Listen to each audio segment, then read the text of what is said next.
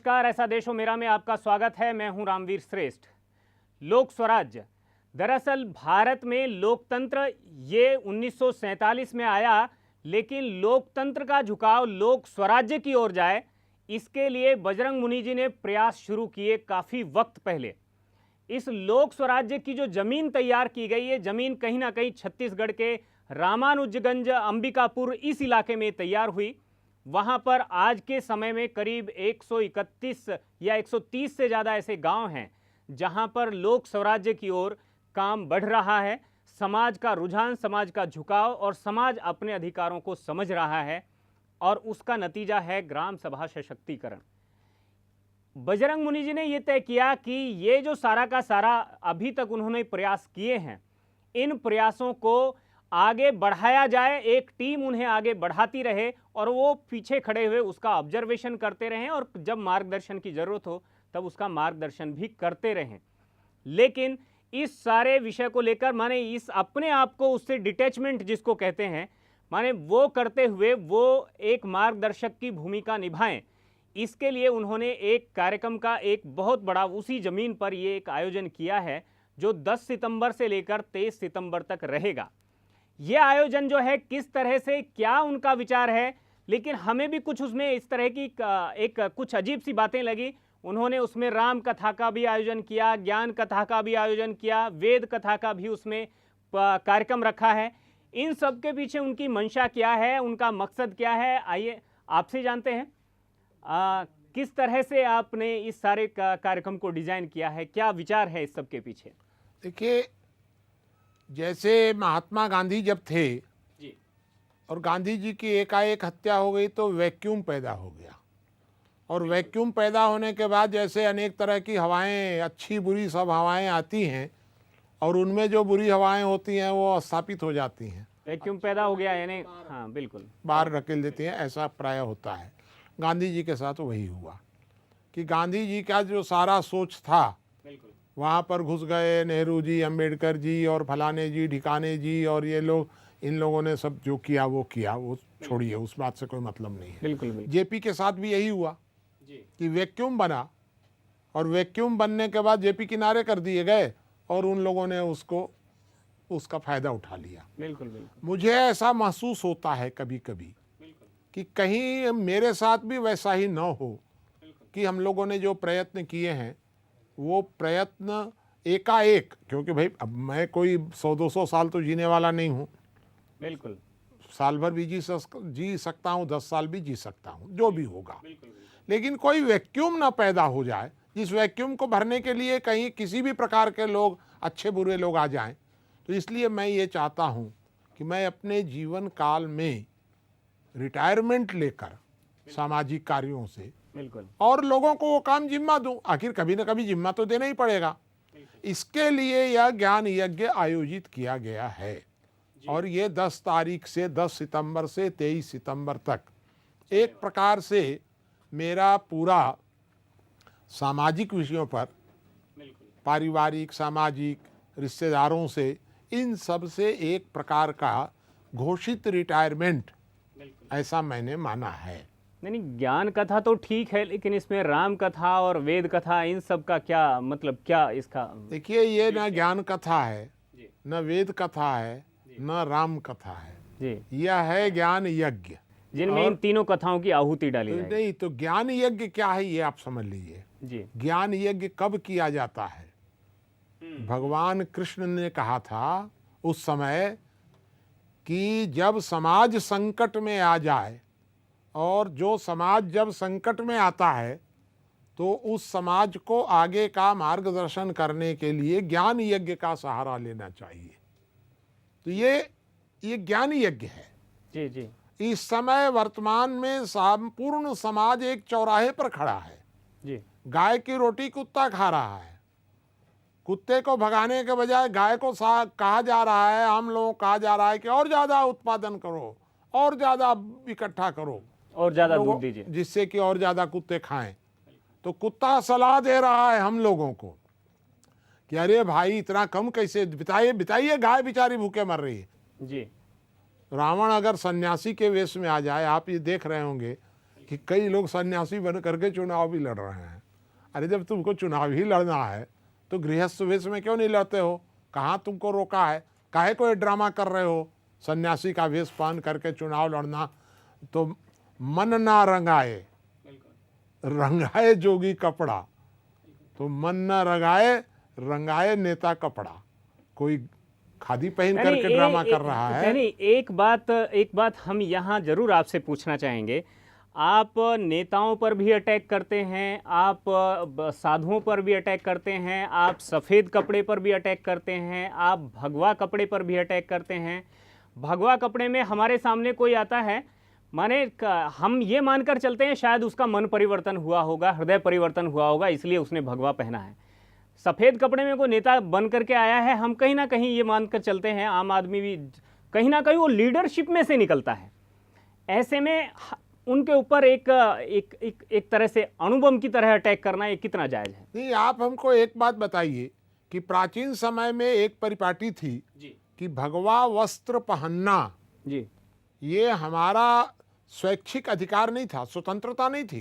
जी जी जी एक सिस्टम बना हुआ था और उस सिस्टम के अंतर्गत जो परीक्षा दे करके, उस सिस्टम के अंतर्गत जी जब उसकी परीक्षाएं हो जाती थी उस तरह की, और परीक्षाओं में जब वो खरा उतरता था तब उसको कोई भगवा वस्त्र दिया जाता था। अच्छा ये बताइए कि पुलिस का एक ड्रेस होता है, बिल्कुल होता है ना, और अगर ये हो जाए कि पुलिस का ड्रेस कोई भी पहन सकता है, कोई भी बैज लगा सकता है, कोई भी पुलिस का बेल्ट बांध सकता है, अगर ये स्वतंत्रता हो जाएगी तो अव्यवस्था होगी कि नहीं?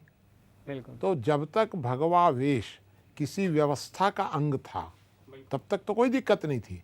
आज भगवा वेश की स्वतंत्रता हो गई है, डाकू भी भगवा वेश में, नेता भी भगवा वेश में, सब गांधी टोपी लगा लो, सब नेता बन जाओ, चूस लो सारा हिंदुस्तान, कोई दिक्कत नहीं है, लेकिन तुम्हारी गांधी टोपी, खादी का वस्त्र, ये रुकावट होनी नहीं, भगवा वेश के लिए कम से कम हम ये जो वैल्यू पैदा हाँ, करने वाला जो तंत्र है तंत्र समाज है, में, हाँ, इसके लिए हम कौन सा ऐसा नियामक तंत्र बने बीच में, नहीं, ताकि इसका नियामक तंत्र बनाने की बजाय अभी, क्योंकि हम नियामक तंत्र बनाएंगे तो वो जो तंत्र है उसी में राक्षस जाके बैठ जाएंगे। हाँ, ठीक है, क्योंकि पुराने जमाने जब कालनेमी आके बैठ गया था बीच में, बिल्कुल, तो उस समय चूंकि कालनेमी से मान लीजिए बजरंग बली तो धोखा नहीं खाए, बिल्कुल, तो इसीलिए मैं भी धोखा नहीं खा रहा हूँ इस प्रकार के राक्षसों से। लेकिन मेरा फिर क्या समाधान है फिर? हाँ, तो इसका ये समाधान ये है कि आप इस समय भगवा वेश को आंख मूंद कर इज्जत देना बंद कर दीजिए। मतलब भारत के प्रत्येक व्यक्ति को ज्ञान यज्ञ करने की आदत डालिए, मानसिक व्यायाम कराइए, वह स्वयं निर्णय करे कि यह व्यक्ति जो है, इस व्यक्ति में माने आप ही गुरु आप ही चेला जी, और नहीं तो अगर आप ही गुरु आप ही चेला नहीं होंगे तो महाजनो ये न गते सपन था, महाजन के वेश में सारे अपराधी और बदमाश लोग, धूर्त लोग सारे महाजन के वेश में आ करके और सब माल मलाई सब कालनेमी खा जाएगा और आप भूखे रह जाएंगे। जो आपने जो रामानुजगंज में जो ये ज्ञान यज्ञ आपने शुरू किया है, इस ज्ञान यज्ञ में आप देश को नक्सलियों के शिकंजे से निकालने का कोई मंत्र देंगे? जी, मैं आपको ये जो ज्ञान यज्ञ की कुछ बातें आपको उसकी महत्वपूर्ण और बता दूं, तब आपको ये बात समझने में क्लियर हो जाएगी। ठीक है। यह जो ज्ञान यज्ञ है, यह ज्ञान यज्ञ कोई साधारण यज्ञ नहीं है कि हम उसमें केवल घी तेल की आहुति देंगे। घी तेल की आहुति तो प्रतीकात्मक होंगी। वास्तव में जो ज्ञान यज्ञ है वो तो विचार मंथन का है। वहाँ 3 प्रकार के यज्ञ होंगे। एक है वहाँ पर ज्ञान कथा। जी, ज्ञान कथा का मतलब ये है कि आपको सब प्रकार के सामाजिक राजनीतिक विषयों पर, जैसे उसमें आपको महंगाई पर आपको समझाया जाएगा, आतंकवाद समझाया जाएगा, नक्सलवाद पर आपको भी चर्चा होगी, परिवार व्यवस्था पर चर्चा होगी, भ्रष्टाचार कैसे दूर होगा इस पर भी वहाँ चर्चा होगी, अपराध क्या है, संविधान क्या है, ऐसे सामाजिक पारिवारिक या सामाजिक राजनीतिक विषयों पर, समाज और राजनीति से जुड़े विषयों पर ज्ञान कथा होगी, बिल्कुल, जो प्रतिदिन होगी। वो ज्ञान कथा जो होगी वो मैं स्वयं करूँगा, और मैं विचार दूंगा और फिर उसमें डिस्कशन भी होगा, खूब लंबा डिस्कशन होगा उस पर, सबके आदान प्रदान होंगे। ऐसा नहीं है कि खाली आप सुन लिए और चले गए। ये एक होगा। दूसरा उसमें होगा विजय कौशल जी महाराज की राम कथा होगी। राम कथा होगी, धार्मिक सामाजिक विषय होंगे। जी जी वो राजनीतिक नहीं होगी, वो हुई राजनीतिक सामाजिक। विजय कौशल जी महाराज की होगी धार्मिक सामाजिक।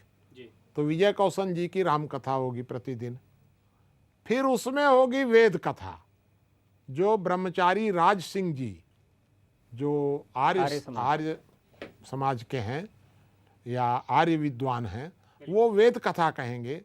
जो वेद कथा होगी वह आध्यात्मिक सामाजिक विषय पर होगी।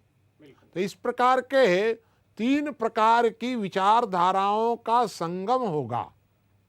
अब चौथा कार्य जो आपने पूछा, जी जी जी उसमें ये इन 3 के अतिरिक्त मैं आपको बता रहा हूँ कि वहाँ पर जो चौथा कार्य होगा, वो वहाँ जो लोग आएंगे वे लोग गाँव में घूम घूम कर 130 गाँव में नई समाज रचना का प्रयोग भी देख सकेंगे। जो कथा सुनना चाहेंगे कथा सुनेंगे, जो गांव में जाना चाहेंगे गांव में जाएंगे। यह भी वेद कथा ग्राम और ये जो कथाएं होंगी, इनके अतिरिक्त ग्राम सभा का नक्सलवाद वहां से कैसे हटा है जी, वो वहां जाकर भी देख सकते आपको हैं। वहां जाकर के आप देखिए कि 130 गांवों में, आखिर वो गांव कहाँ के हैं? वो तो छत्तीसगढ़ में ही हैं। एक तरफ छत्तीसगढ़ में ही वह बस्तर है कि जहां नक्सलवाद लगातार बढ़ रहा है, बिल्कुल, क्योंकि वहां ग्राम सभा सशक्तिकरण का प्रयोग नहीं हुआ। अब एक हमारा इलाका है, रामानुजगंज का क्षेत्र है, जहां नक्सलवादियों ने अपनी सरकार बना ली थी। बिल्कुल, और वहां से चूंकि ग्राम सभा सशक्तिकरण हुआ, गांवों को अधिकार दिए गए, गांवों में जागृति पैदा की गई, नक्सलवाद वहां से हार थक करके वापस चला गया। ये भी आप वहां देख सकेंगे।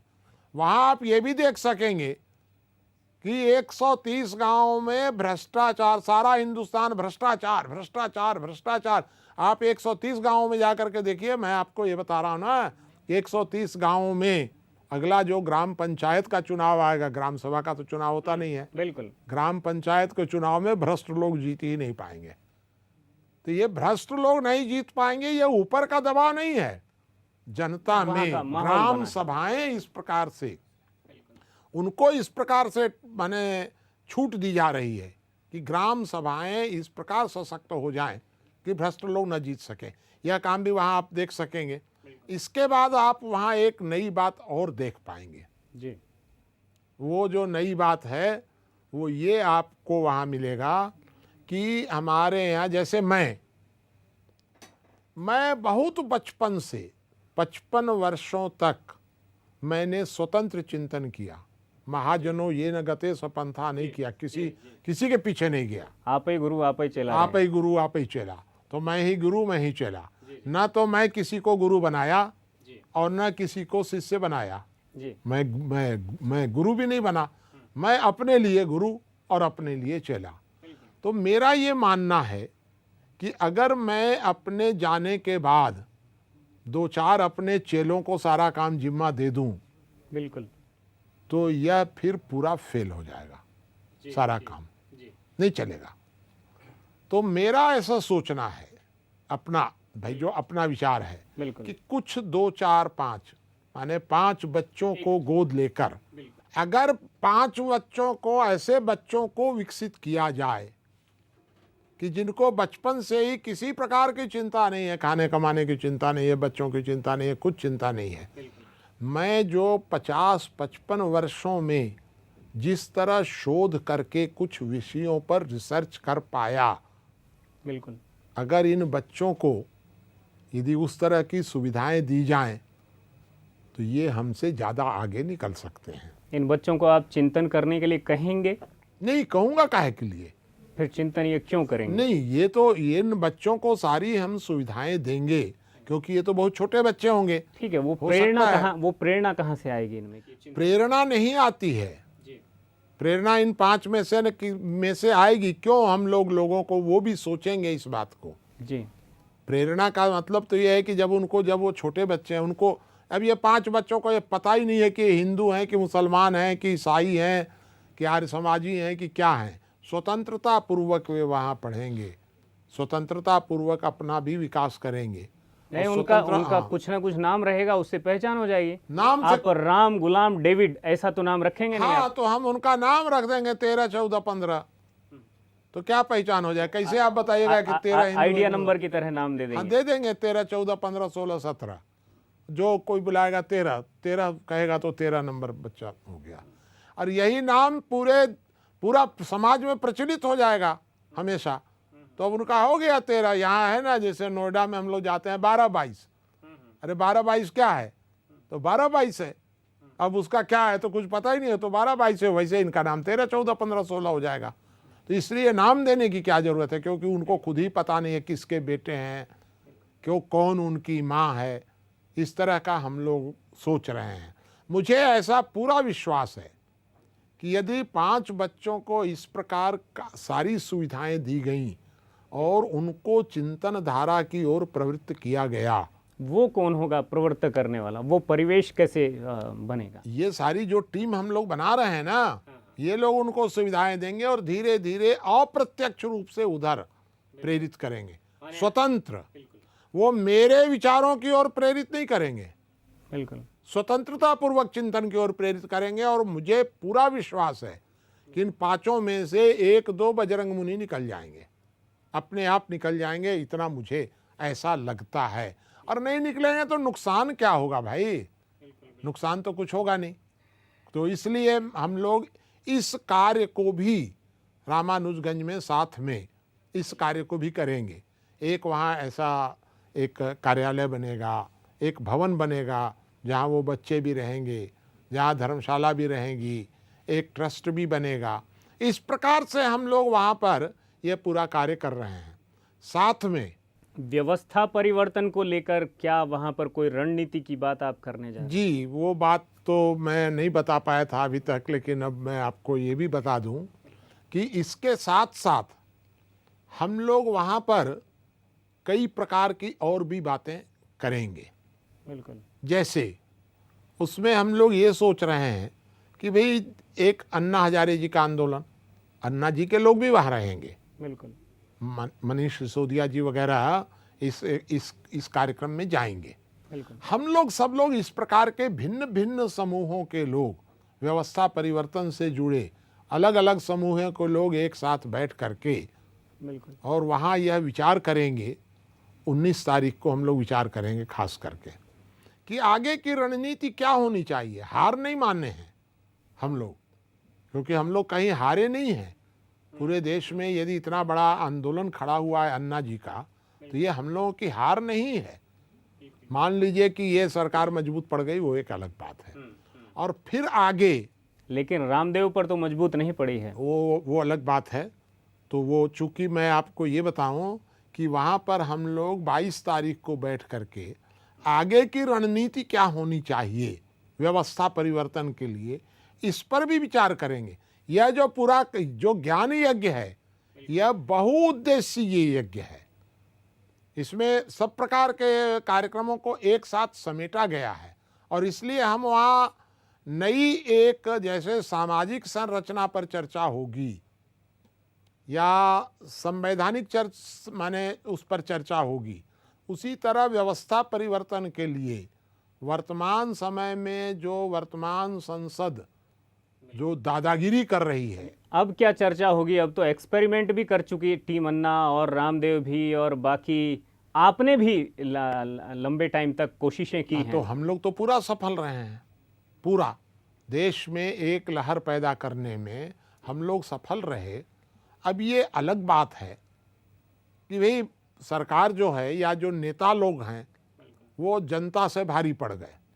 तो भारी पड़ गए तो अब दूसरा प्रयोग किया जाएगा। एक प्रयोग में भारी पड़ गए, कोई बात नहीं है, एक अब दूसरा प्रयोग होगा।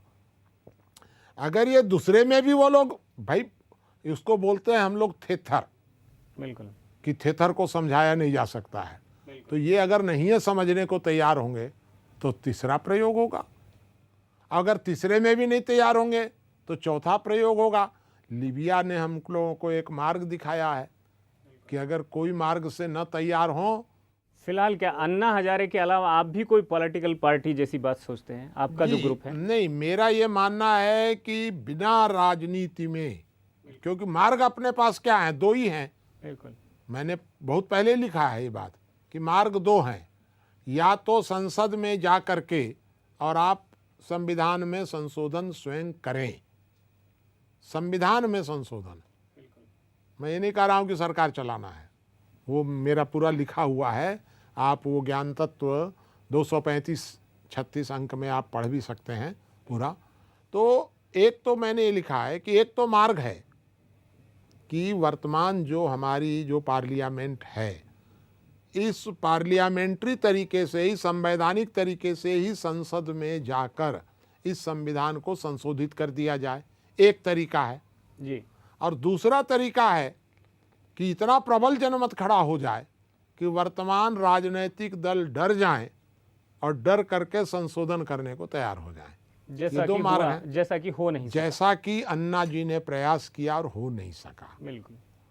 अब हम लोग इस प्रयास में हैं कि फिर से वो जेपी वाला माने प्रयोग शुरू हो, तो एक ऐसी टीम बने जो टीम सत्ता में ना जाए, चुनाव लड़े और चुनाव लड़ने के बाद सारे देश में इस चुनाव को जनमत संग्रह के रूप में घोषित कर दिया जाए कि ये जनमत संग्रह है कि क्या आप इसी तरह की संवैधानिक व्यवस्था चाहते हैं या इस संवैधानिक व्यवस्था में इस प्रकार का बदलाव चाहते हैं। क्या बदलाव चाहते हैं वो हम लोग एक संविधान भी प्रस्तुत कर रहे हैं सामने। ऐसा नहीं है कि हम कोई ऐसा माने एक ऐसे ही हवाई बात नहीं है। हम तो ये कह रहे हैं कि वर्तमान संविधान में ये इस प्रकार के संशोधन किए जाएंगे, ये एक संविधान रखा जाएगा सामने। बिल्कुल। हम विकल्प नहीं देंगे, मान लीजिए, तो विकल्प अगर नहीं देंगे तो वर्तमान राजनीतिक दलों को ही समझाना पड़ेगा कि आप सुधरो। वो अगर सुधरने को ही नहीं तैयार होंगे, मान लीजिए। अच्छा, एक बात बताइए, माने आप आयाराम गयाराम से किस तरह अलग होंगे, ये एक बड़ा सवाल है। नहीं, आयाराम गयाराम तो कुछ हो है ही नहीं है। ये जो दल बदल विधेयक है, यूपीए एनडीए ये जो रिप्लेस हो रहा है जी, तो ये यूपीए एनडीए जो है, इन दोनों को हम कहेंगे कि तुम लोग दोनों जो हो, ये तो खाली एक छीना झपटी है। जैसे मैं आपको बताऊं कि एक गाय पड़ गई बीमार, अशक्त हो गई एकदम, उसको हम लोग बोलते हैं अपनी भाषा में कि गाय ठूस गई, उठने लायक नहीं है जी।